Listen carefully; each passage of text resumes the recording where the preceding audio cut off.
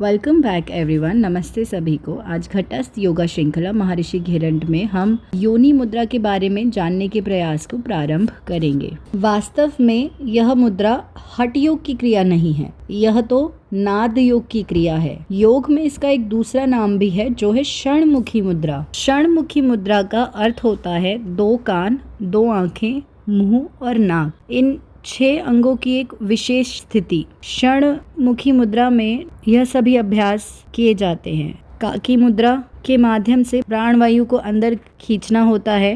काकी मुद्रा का अभ्यास होता है होठों को कौवे की चोंच के समान गोल बनाकर उनसे श्वास खींचना और निम्न प्रदेश में स्थित अपान वायु से इसका योग करना। फिर होठों को परस्पर बंद करते हुए नासिका से धीरे धीरे रेचक करना। अपान वायु से योग का मतलब है पेट को फुलाना और मूल बंध का अभ्यास करना, ताकि अपान वायु का प्रवाह जो नीचे की ओर हो रहा है वह विपरीत दिशा में हो।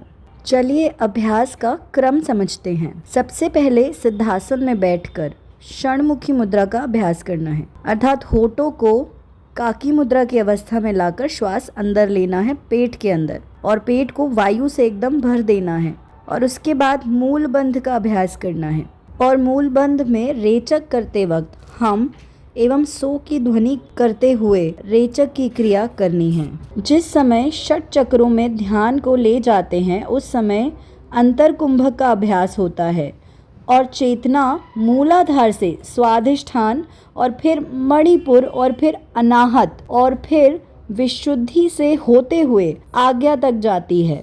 अर्थात 6 घड़ी या 6 सेकंड तक मूल बंध लगाते हुए हमें अपनी श्वास को भीतर रोकना है, और हर चक्र में जाते हुए अपनी चेतना से हमें उसका स्पर्श करना है। जब चेतना आज्ञा चक्र में आ जाए तब मुंह को बंद रखते हुए नाक से श्वास छोड़ना है। अजपा जप का मंत्र होता है सो हम, और फिर उल्टा हम सो।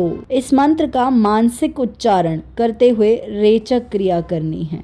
चैतन्य मान ये देवीम निद्रिता या भुजंगिनी, अर्थात इस प्रकार भुजंगिनी के रूप में त्रिपुर भैरवी जो हमारे भीतर सुषुप्त हैं उसे चैतन्य किया जाता है, जागृत किया जाता है। जीवेन संहिताम शक्तिम समुत्थाप्य कराम्बुजे, अर्थात जीव भाव के साथ, मैं भाव के साथ आत्मा को या आत्मा के तत्व को देवी के इसी चेतन स्वरूप के साथ ऊपर चढ़ाया जाता है। शक्तिमयो स्वयं भूतवा परम शिवेन संगमम, स्वयं अर्थात स्वयं को शक्ति मानकर अपनी चेतना का संयोग शिव से कराना है। शस्त्रार में जीव और शक्ति दोनों को स्थापित करना है।